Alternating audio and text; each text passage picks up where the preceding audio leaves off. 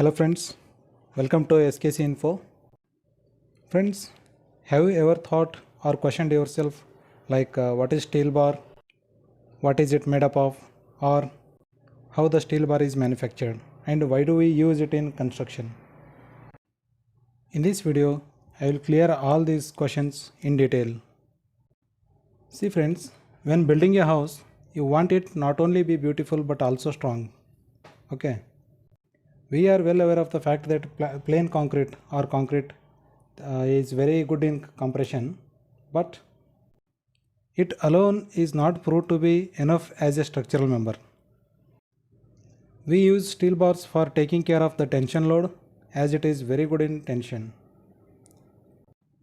Now next question is, what is the raw material used in the manufacture of such steel bars? The answer is raw material is sponge iron. The raw material for production of TMT, TMX or QST bars is sponge iron, and the amount and the quality of raw material we are using for production that completely governs the mechanical and chemical properties of the particular steel bar. Friends, here I have shown the schematic flowchart for the process involved in manufacture of TMT bars in step-by-step procedure. The manufacturing process starts from processing the raw material, and then the processed raw material is then taken to the melting unit, where it is further taken into next step and heated at 1650 degrees Celsius of heat, 1650 degrees Celsius of heat in large ladle purging. That will be a large bucket, and after this ladle purging, the molten material is then taken to the continuous casting machine where the billets are being casted. After billet casting in concast method, reheating and rolling process takes place. And after reheating and rolling of the bars are then taken to the quenching process. And in this quenching process, the outer surface gets hardened. And this process is what we call it as self-tampering and normalizing process.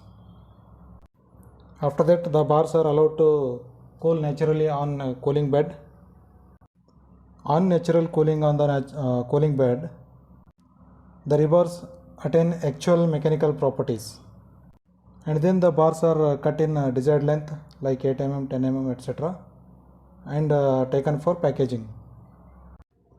Once the bar are cut in required length and they are bent for transportation, they are ready for dispatch. After which the bar is ready for using it in construction, and it is taken to the construction site.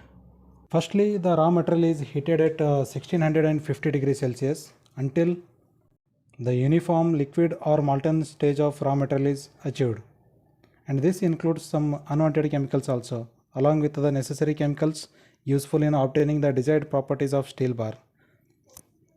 And friends, those unwanted chemicals are then removed by injecting some gases while heating the raw material in the large buckets.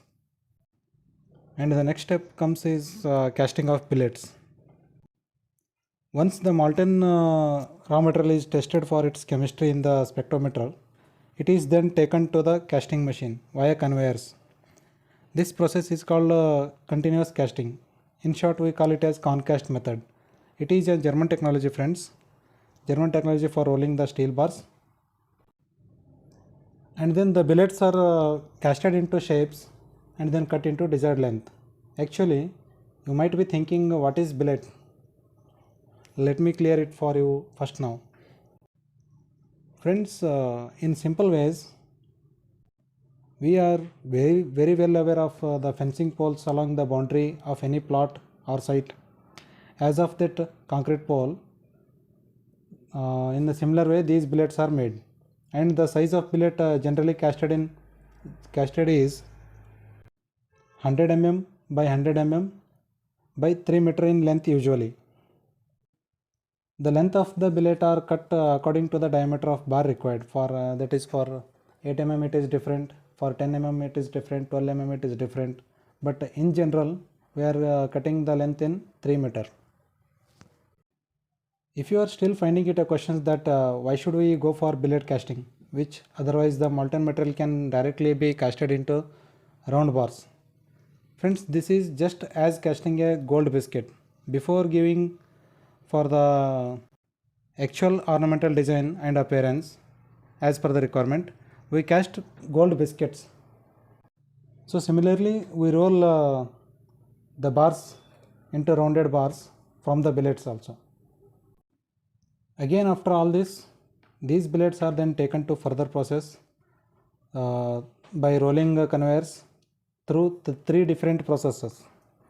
Here each pass is called a strand, that is first strand, second strand, or otherwise it is called as intermediate strand, and the third pass is called third strand.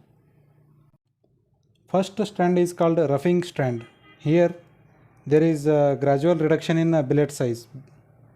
The actual reduction in billet size begins here, friends, and then it goes to intermediate strand, where the further reduction in size of billet takes place. And in the third strand, almost the actual desired size is acquired, where the fine granular structure of the bar is achieved. After that, the rolling is continued till desired size of the bar we get, that is 8 mm, 10 mm, 12 mm, etc. After casting and rolling the billet into rounded bars, next comes the quenching process. See friends, until now we haven't got any mechanical properties in specific, but from this stage onwards the desired properties of the steel bar starts to come into picture. Now question comes is, what is quenching? Quenching is nothing but forcing the jet of water on the passing bar through the quenching unit. The force of water jet here is kept about 175 liters per second. And this process of jetting the water at a high pressure converts the outer surface of the bar to be very hard. But the interesting fact is, in the quenching process, here still the core of the bar is very hot, and this allowed for further cooling after intense cooling. Now question is, how is that further cooling takes place? It is done by taking the quenched bars to the natural cooling bed, which is approximately 90 meter in length, and in plants of large production it goes up to 300 to 400 meters in length, the concrete bed for cooling TMT bars.